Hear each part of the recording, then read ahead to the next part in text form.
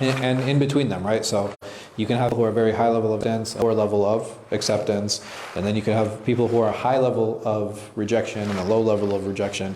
And people who are on the higher level, they're very close to being an acceptable narrator, and some people are very close to being rejected narrator. You can have to again.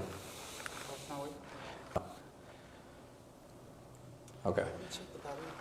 No, the battery's fine. The problem is like when you switch the screen, it doesn't. I'll stop yeah. again.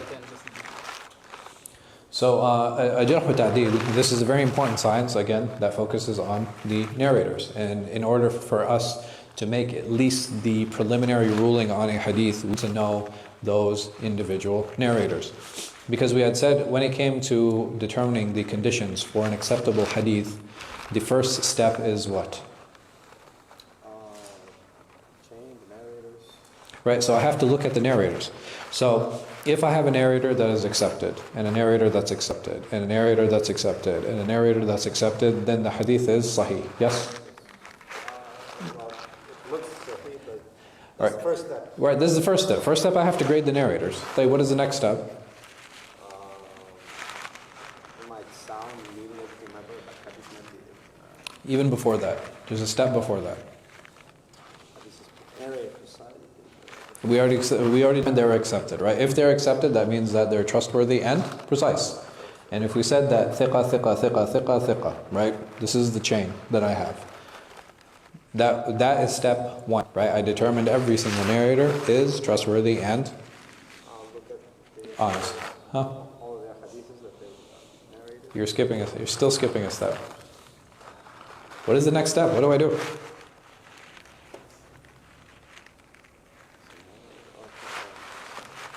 Narrators are good. They look good.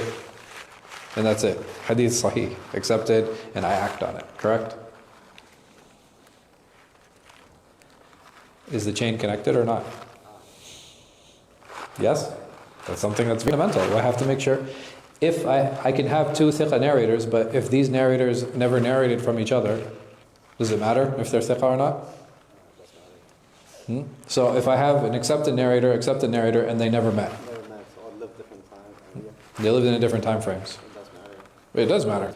So now the hadith is what? It gets broken. Right, it's broken. The chain is broken. So this is a huge problem. So this is the first stage. Right, this is the first stage of determining the soundness of a particular hadith.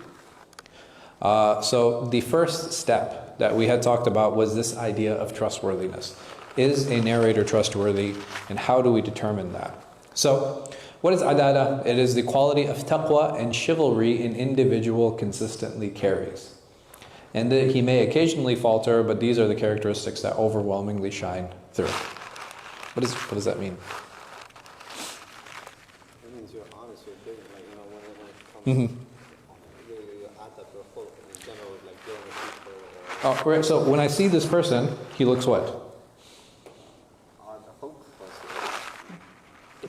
He looks like a good person, right? He looks like a trustworthy, he looks like a righteous person. When I see this person, what are some things I would look for to determine if a person is righteous?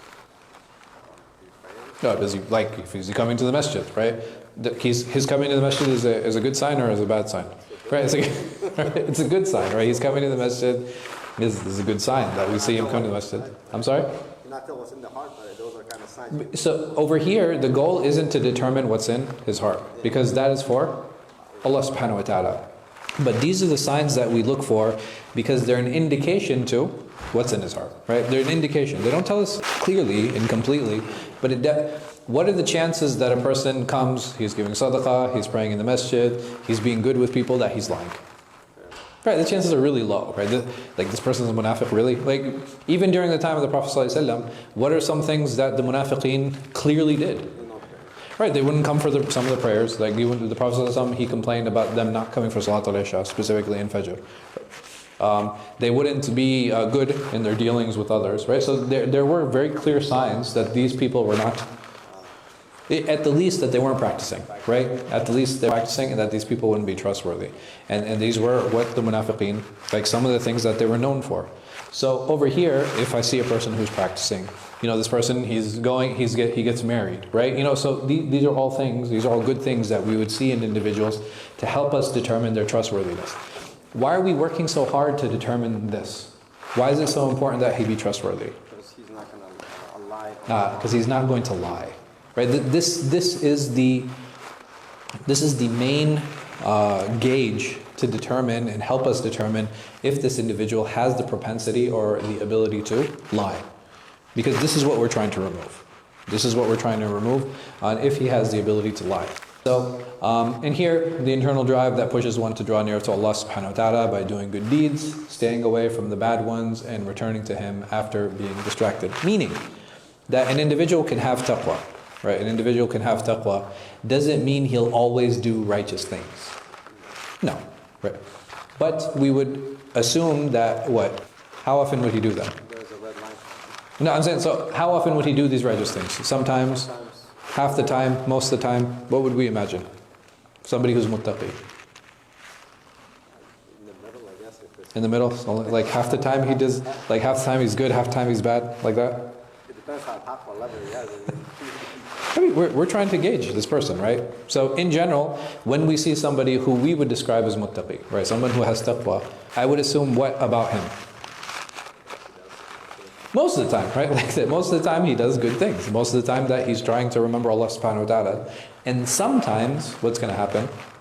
He'll falter, right? There are sometimes that he'll falter, sometimes that he will waver. So this idea of dignified conduct, or this idea of chivalry, or this idea of muru'ah, it's one who is generally pragmatic. He shows piety and follows appropriate cultural boundaries according to his time and place. What does that mean? So they're saying here that if a person doesn't follow culture, that we should reject his hadith. Is that what's going on here?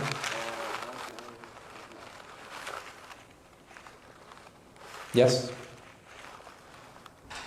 Yes, and why? Or no, and why? So I don't need to follow any culture. I can, as long as I'm following Islam, right? Isn't that some of the things that we say? Like, forget culture, I have to follow Islam.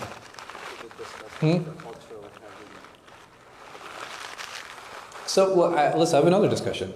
Does culture play a role in how we deal with each other, in our transactions, and in other things?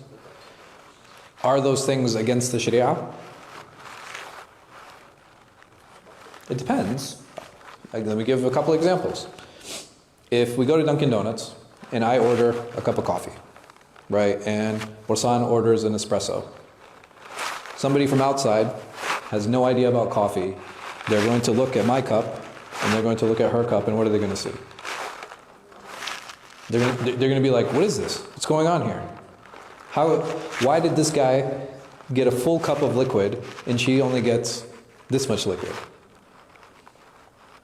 And you're paying, how can you pay for an empty cup of coffee? Right? And sometimes you're paying more, right? And you're paying more. How's that okay? How's that acceptable? But how come we as a society, we don't see a problem with that?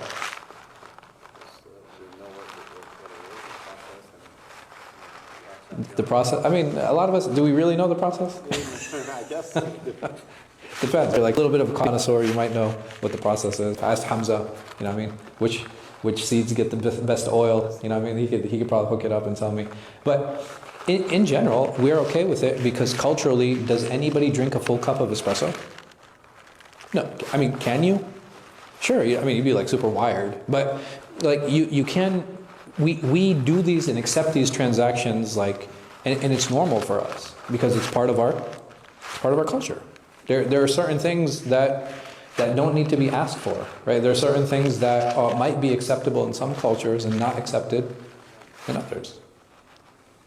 So, does culture play, if a culture plays a role religiously, because both of these transactions in the Sharia would be considered acceptable, right? You can't come and say, oh no, this transaction is invalid because it's not a full cup of liquid. As a culture, we accept that. And that plays a role in buying and selling, which is dictated by the Sharia. So the question then comes that if we understand that culture plays a role in transactions, and it plays a role in other Shari'i guidelines, does it play a role in how we view narrators as well? And if it does, why? And if it doesn't, why not?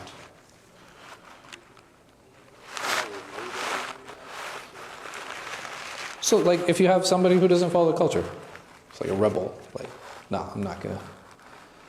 Would we accept his narrations? Or would that be discriminate? Be like, no, you know, it's discriminatory. Or who is being spoken about here? For example, let me give another example. And maybe some have experienced this in a lot of Eastern countries. Do people hold the door open for each other overseas? I have yet to experience it. I experience it more here than I do when I'm overseas. Is it haram? Like if someone doesn't open the door for me, is it haram? You'd be like, no, it's good. He's going to be, I'm going to hold him accountable in front of Allah subhanahu wa ta'ala. I don't think cultural should affect the person himself. If he doesn't follow the culture, I don't think that should affect him narrating that. Okay, you don't think it should affect his narrations? Okay. Sure. Okay, I mean that's fair. And like I said, this is a discussion. If he doesn't follow the thing that doesn't lie, as long as he's okay. Allah is there, he's there. Sure. All right. Can I give another example? Like, so if I go into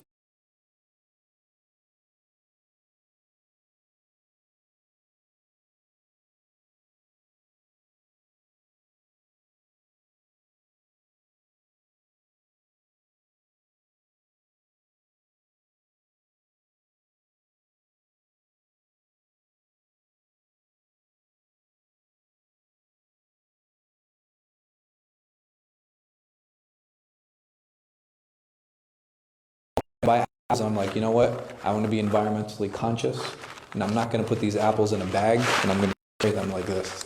So I'm going to put them here, and I'm going to walk out like this. Am I doing anything haram? No. It's weird. Right? And because it's something that's bizarre, what is it that the Muḥaddithīn, why did they put, oh, I'm sorry. Why did the Muḥaddithīn put this rule in place? Based on what you said, he might be insane or he might be... So this abnormal behavior is indicative of what?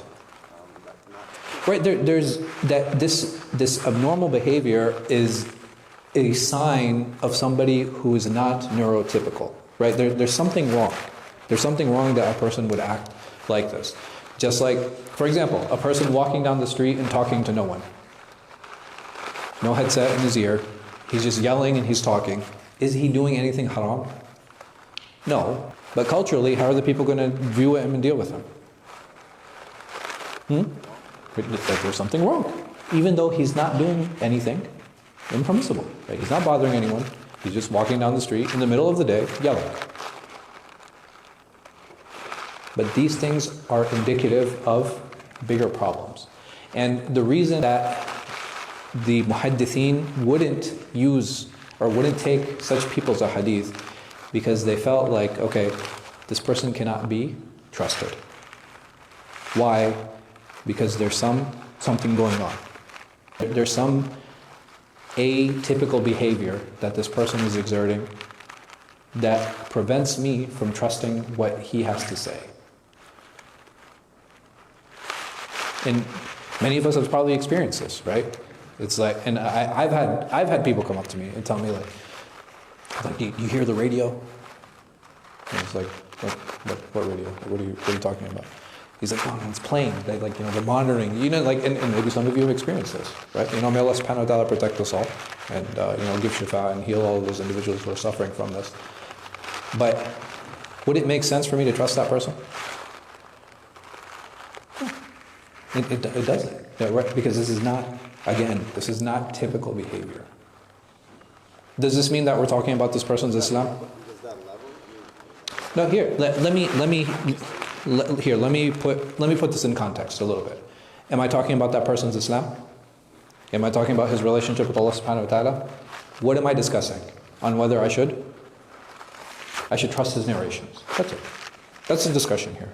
I'm not talking about how close or far away he is from Allah subhanahu wa ta'ala.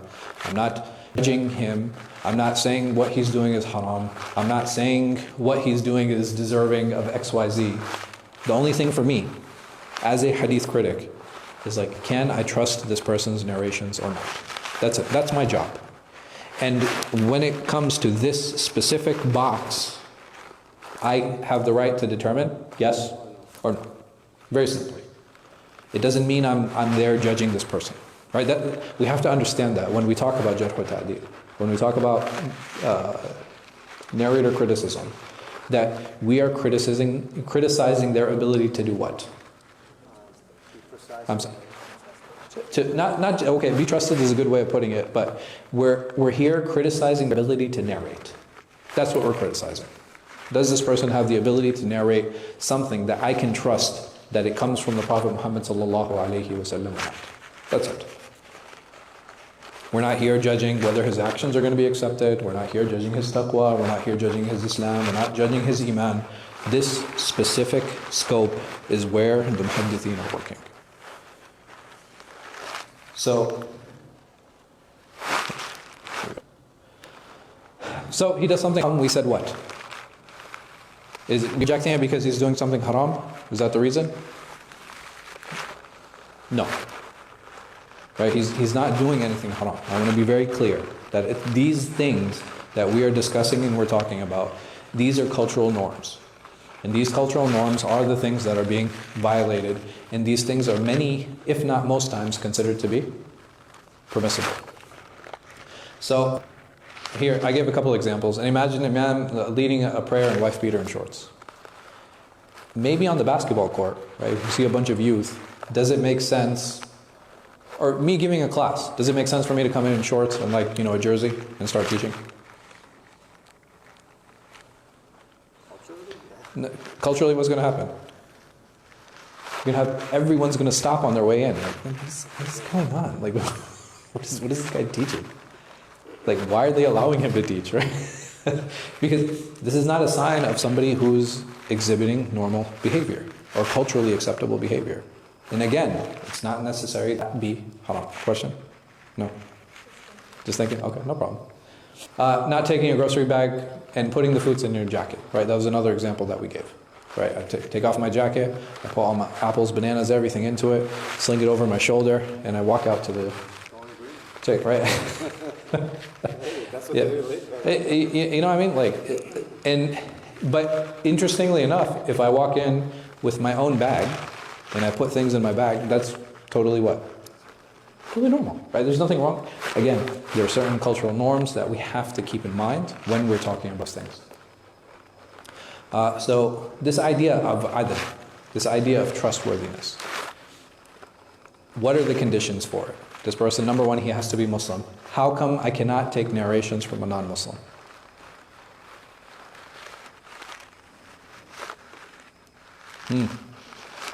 Because they're kuffar.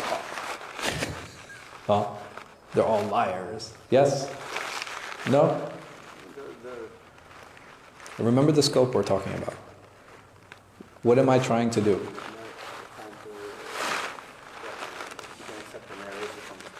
Right? You have to make sure that he might be well taught, that he's honest when he comes to So, right, that he's authentically narrating something from the Prophet ﷺ. So a non-Muslim, what is the problem? Why? Does he care? If I don't believe in something, do I care? No, right? If I don't believe in something, what kind of responsibility am I going to take? Not much. Does it make sense why he needs to be Muslim now? Right? It's not because, disbelievers are all liars and no, that's not the point. That's not the point of the discussion at all. The point is, in order for me to be trusted, I have to have a vested interest in that narration. And if I'm not interested, if I don't care, if I don't believe, how much responsibility am I going to take bringing that narration forward? Little to none. I need to be sane. Why? Same thing. I have to be able to trust what this person is saying. Needs to be an adult. Why?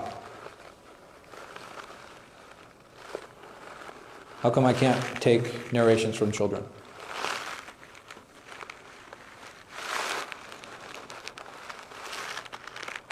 Can I trust what a child says? Why? And it's actually not very different from this. In what way? I'm sorry? So there are some scholars who might have narrated some things without fully understanding it, but they relayed the word. They were trustworthy in relaying the wording. So understanding, no, something else. You guys said I couldn't trust the person who was clinically insane, and you're also saying I can't trust a child. Why? What is it about them that I can't trust? I'm sorry? Okay, almost. There are a lot of adults who can't really critically think either.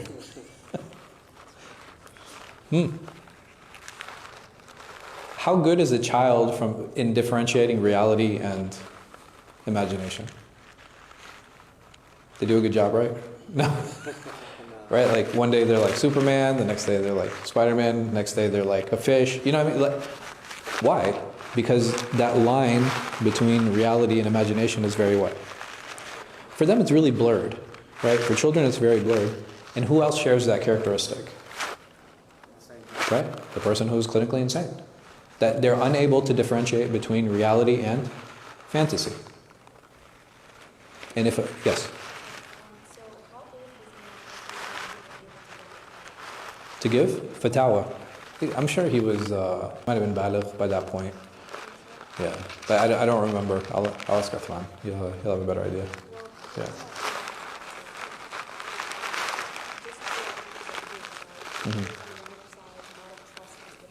Sure. Yeah.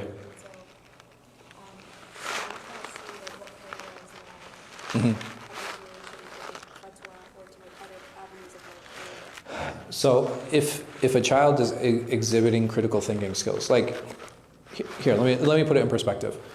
Are there some things I can trust children with? Right? So narration that our deen is built upon, like Imam Shafi'i's fatwa, even if he was 8, 9 years old, let's assume. Even at that age, does it matter? You understand the question? Imam Shafi'i as 9, my son, right? I'll give well, he's a little bit older. My 8-year-old daughter. She gives fatwa. Does it matter? Versus she's saying the Prophet ﷺ said. Which one has more weight?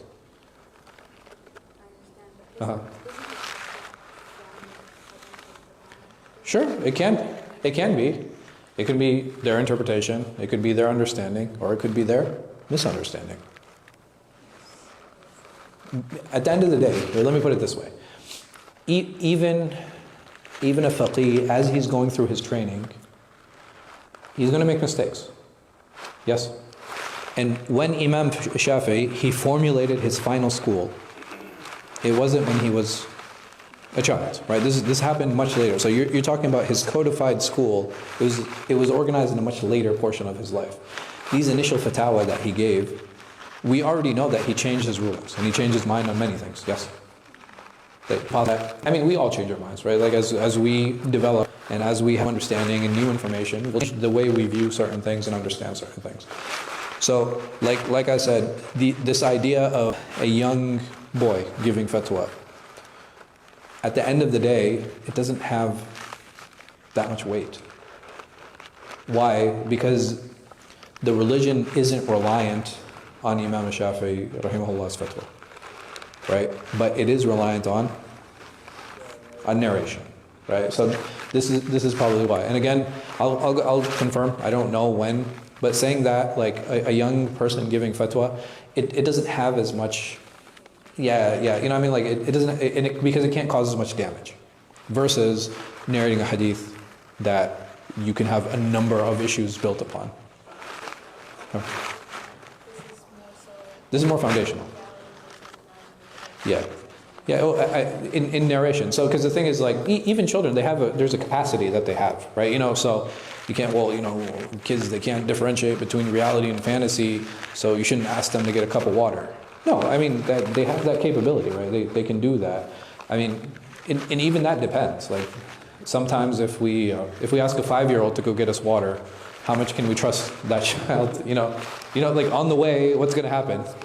Right? No, not just spill a drop. He'll forget, right? He'll start like playing. He'll go start playing with cars or something. Yes. I mean, they're not responsible yet. Well, why? Because there's an age limit, like 15. But I'm saying, even with these age limits, why were these age limits put in place? It's because they have this inability to distinguish between reality and fantasy, right? That's the reason.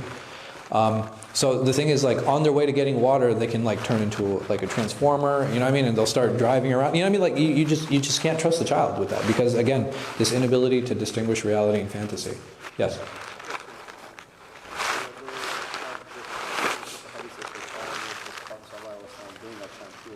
Yes. So you actually have a hadith from Amir ibn Tufayl, right? Who narrated, but when did he narrate? Right? He narrated when he was an adult. Yeah. That's still accepted because he was a... Yeah. So here, this is another point. So, fatwa at a young age, I have no problem. I can understand why it would be accepted. Also, taking a hadith. Right? Taking a hadith as a child is fine, but narrating, you have to be an adult. So, like I said, there are certain arenas in which children can actually navigate, and there are certain arenas where they shouldn't. Free from open sin. I think this one's pretty clear. Like what? Like if you see somebody drinking alcohol publicly, or somebody's known to be a liar, or, like the person is known to be a cheat, this is something that is open. Lastly, he have dignified conduct. This is what we were talking about, right? This is the last point that we had last time. In the last slide. That having this dignified conduct is something that is important for us in general as Muslims. Like, we shouldn't do things that people can use to criticize even me individually. Right? I shouldn't go out of my way to do weird things, to do strange things. Well, we no longer narrate, right? The books of Hadith are already written. Why should I even do this today? Like, who cares what people think, right? You hear that a lot. Should I care what people think? I think so, right? I should care. Should I allow it to dictate my life decisions? No, right? That's very different. Should I care what people think? I think it's important, right? But you were going to say something?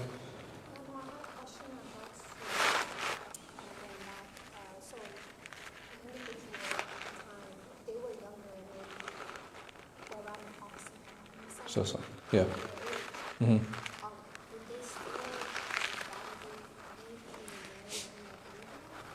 So it's okay to take a hadith, but to narrate them, you have to be an adult. That was it. So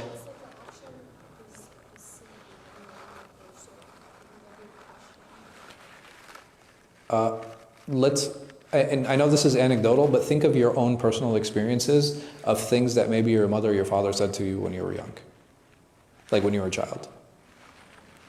And you will find more often than not that you can reliably narrate that happened when you were a child, like things that your mother or father maybe said to you, or a grandfather. Like, I remember, and it depends on what they're narrating to. Right? I think that's something that's very important. Can I accurately narrate like a khutbah that my father gave when I was like 7 years old, or you know what I mean, like, or that he gave me a speech? Can I accurately narrate that when I become an adult? Probably not. I remember that he took me to the beach, right? And even the hadith that we have from children that narrated, is like in Amir ibn Tufayl, very, very famous companion. He said the Prophet ﷺ, they were playing, and the Prophet ﷺ, he took some water and he spit it in his face. He was like, right? And he laughed, ﷺ. And that's what he remembered. It's not, he didn't narrate like, this is what happened, and then he, ﷺ, said this, and he got up on the minbar. He just remembered, he's like, I remember the Prophet ﷺ playing with me, and he spit some water in my face.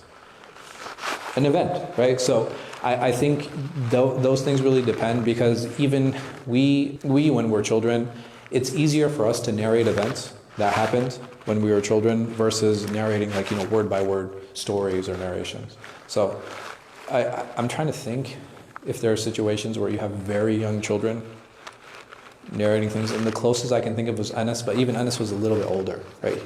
Huh? Yeah, he was like 10, he was already like 7 years old, and by that time you're getting pretty close to puberty. It's like in like 2-3 years he's going to hit puberty, and when a child reaches like around that age 10, you can trust them to do a lot of things, and that imaginary world is not as a big part of their life. There might be like small elements, but in general they've pretty much moved into the world of reality. Any questions on any of these 5? But these are the 5 general conditions. So remember, we had 5 conditions for a sound hadith. These are the 5 conditions for a person to be considered adil, to be considered trustworthy. Right? That this person be Muslim, that he be sane, he be an adult, he be free from open sin, and he have dignified conduct. Free from secret sin. How come that's not here? Free from committing sin in secret. How come that's not on this list? Okay, we're human beings, we all sin. Okay, I agree. What else? Okay, it won't affect the trust as much. I mean, I agree with all these, but how come it's not a condition? These are good. I like these answers. Yeah, right, because you're scared of doing it publicly. How can I tell? Right? If a person's committing a sin privately, right? Open sin is easy to tell. Why? Because it's public, right? It's in the public eye. Everybody sees it. If a person is committing a sin secretly, maybe 1 or 2 people know, maybe nobody knows. But at the end of the day, it becomes a very difficult gauge, right? Because there's very few avenues to actually determine if the person is doing that. And in order to get to that point where, like, if a person is doing it secretly, you actually have to actively spy on this person to determine those things. And that was never the point, right? That was never the point, that was never the goal behind any of this. Yes? So I heard if someone hides their sins, Allah will hide their sins at the day of judgment. So this is hiding someone else's sins, not your own sins. Right? We still should. I'm not encouraging us to do that, but accurately relaying what the Prophet ﷺ said is important.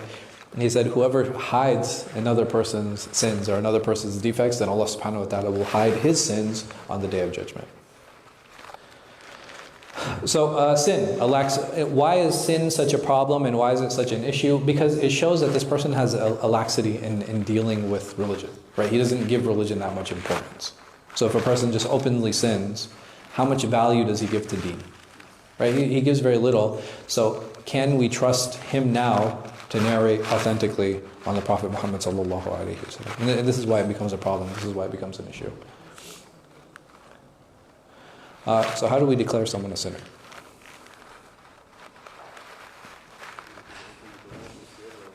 I'm sorry? He's doing it openly. Right, he's doing it. Exactly. If this is something that is being publicly done, right, you're not talking behind his back. Right? Like, so if he's openly, he's openly drinking alcohol, or if you see him visiting brothels, do you need to see him in the act? No, you don't. It's bad enough that the person is in those spaces. So there are one of 2 ways to actually do this. So, because we have to understand sin, there are ways to deal with sin.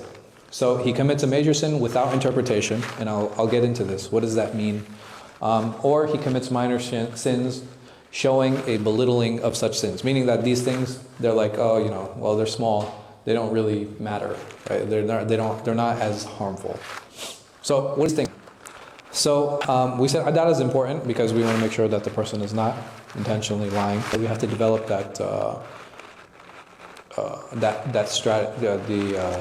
this criteria.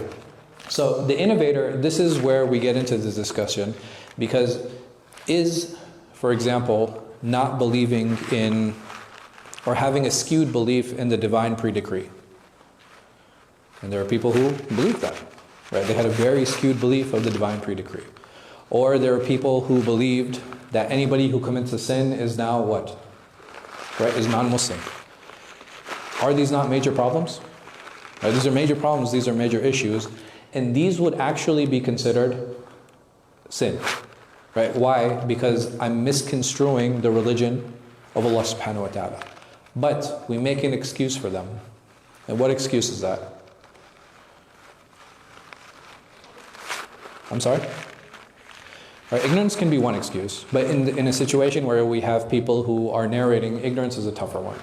So what else do we have?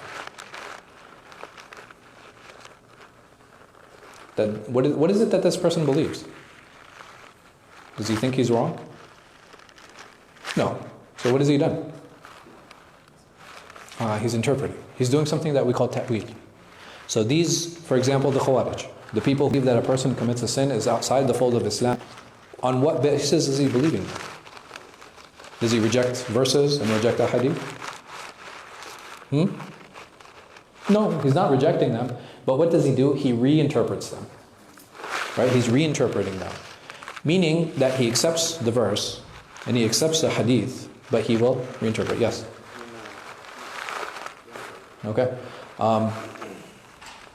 A modern example of this. I don't think there are too many people that believe this, but I'm just giving an example. When we talk about homosexuality, someone might be like, well, no, actually it's not a problem. It's not an issue. You'd be like, okay, well, what about these verses? Right, they're pretty clear. They're like, no, this has to do with rape. What have they done? They've reinterpreted, but are they rejecting?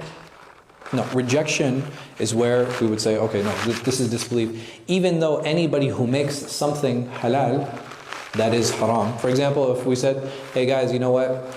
This thing about lying, no, we're going to change that. We don't accept it. Lying is okay now. That would be what? That's disbelief, right? That's kufr. That's disbelief. Why? Because I'm making something impermissible permissible. And if you look at that situation, technically, that's what's happening. But what have they done? They've interpreted, right? There's no rejection. Rejection, open rejection is where you have an issue of belief and disbelief. But people who reinterpret, this is where you're going to have, an excuse. This is where you can have an excuse. Not necessarily that this person is, again, we're not talking about people's piety. We're not talking about their righteousness. We're talking about their ability to narrate. This is something that's really important. So, because we said this is the goal, right? The goal is that these people are not intentionally lying. So just imagine a person who believes lying will throw him out of Islam. How accurate do you think he's going to try and be? Right? He's going to be extra. He's going to make extra effort that he's authentically narrating. What is another sign that we know that these people are being honest in narrating the Prophet ﷺ?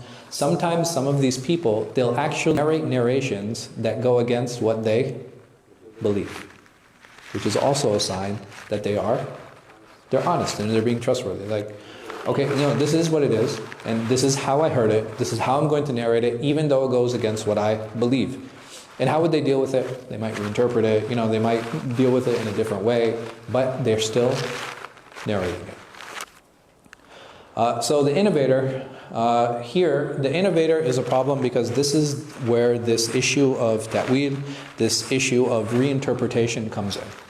On why is it that we have scholars of hadith who narrate from the Ibadis, who narrate from the Khawarij, who narrate from the Rawafid, who narrate from the Murji'ah, who narrate from the Qadariyah, right? So you have all of these different groups that have fallen into innovation.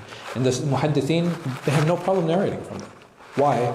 Because what they're doing out of their love of Islam. And they believe Islam to be the correct religion. The problem is that their interpretation of it is wrong. But again, we're not here to judge their religion, we're here to judge their narrations. And this is something that's really important. So there are three types of innovations. There are minor innovations, which would be closer to sin. There are major innovations, which would be closer to what? To disbelief. And then we have those innovators, which we openly know to be truthful, right? They're openly truthful. So that would be disbelief, what you're talking about. It is amongst these two types, right? So if we know a person to be truthful, we accept his narrations. There's no, regardless of what type it is, right? It could be either or. And we know these people, the only time we would reject it is if this is called the mu'anid, somebody who is persistent in their innovation. How do we determine if a innovator is persistent in his innovation? So this is something that came, actually what you're saying is a little bit later, and this idea of collecting his narrations and going, that has more to do in whether we can trust his narrations or not, less so in if whether this person is a persistent or a mu'anid mubtadi', right? That's a little bit different, because remember, we're talking about the narrators right now. So how do we determine it? What do we do?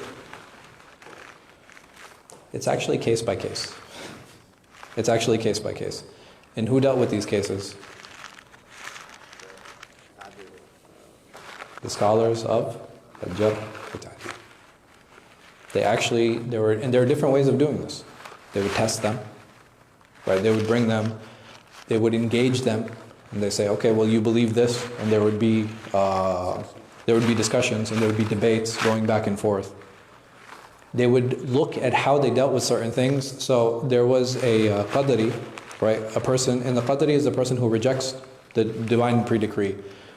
It said that he would, when he was reading the Quran, when he came across verses of Qadar, he would try to scratch them out. Why?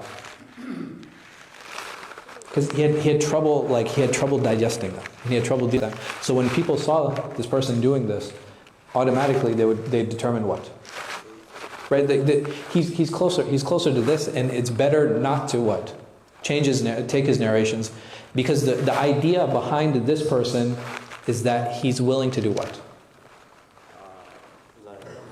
He's willing to lie. He's willing to lie to protect his belief. That's what it is. Versus, like we said, there are some innovators, it didn't matter what the hadith was. They would what? They would narrate it. They said, no, this is amana, this is a trust. Maybe I'm not understanding it correctly, but this is the way it was narrated, and this is the way I'm going to pass it on and bring it forward. And those people would be, right? So the persistent one we would reject, and the ones who were trustworthy, these are the narrations that we would take. And how would they do it? Again, this would be a case-by-case study. Ahl Bid'ah, it's not a problem. Like I said, you can go to Imam Bukhari, Sahih. He's narrated from Rawafid. You can go to Imam Muslim's, Sahih. He narrated from Ibadis. They narrated from Khawarij. They narrated from Murja. This is not an issue. Yeah. Maybe I just overheard it. Please correct me if I'm wrong. They also put an additional condition that the narration which they are transmitting does not support their own. No, so the thing, you have narrations about Fadail Ali narrated by Rawafid in Sahih Bukhari. So this presents a problem. But yes, what you're saying is there are scholars, hadith scholars, who have actually proposed this, saying that if he's not a da'iyah, right, if he doesn't call to his bid'ah, if the hadith doesn't support ma yu'ayyid bid'atuhu, if it doesn't support his bid'ah. The problem with all of these conditions, theoretically they sound great, right, and they're logical, but if you look practically, it doesn't apply. Tfaddal. How do you say You would say, I call it narrator criticism. Asad Shaykh. No, yeah, tajrih ta'deel is like, a jarh you would say criticism, and ta'deel you would say praise. This is the general way to say it. I just call it narrator criticism because you can criticize someone for good and you can criticize them in bad. But there are different types of adala. We'll get more into this next time, inshallah. There are about 5 minutes until Salat al-Isha, but we'll continue with this discussion next week, bi'idhnillahi ta'ala. Wallahu a'lam wa sallallahu ala khayri khalqin, nabina Muhammad wa ala alihi wa sahbihi wa sallam. Jazakum khair.